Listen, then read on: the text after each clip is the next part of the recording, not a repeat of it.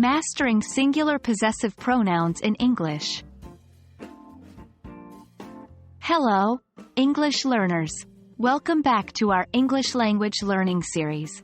Today, we are going to focus on a fascinating aspect of grammar: singular possessive pronouns. These little words may seem small, but they hold significant weight in our communication. So let's dive in and explore them. Before we get into singular possessive pronouns, it's important to understand what pronouns are. Pronouns are words that we use in place of nouns, and they help us avoid repetition.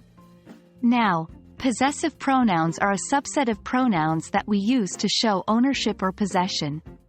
Examples of possessive pronouns are my, your, his, her, its, our, their. But today, we're narrowing down to singular possessive pronouns, which include my, your, his, her, its. Let's move into the heart of the matter: singular possessive pronouns in action. Here are some examples. 1. This is my book. Here, my shows that the book belongs to the speaker. 2.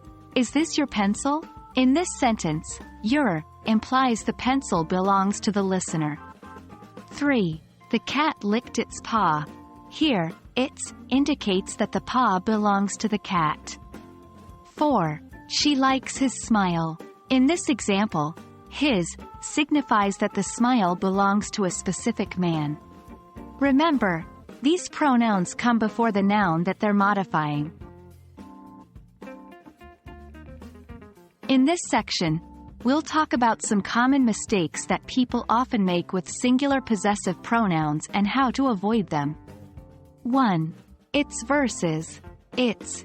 Remember, its is a possessive pronoun.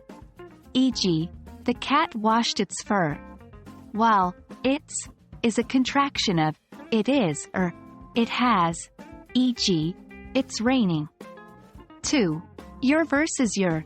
Your is a possessive pronoun. E.g., is this your hat?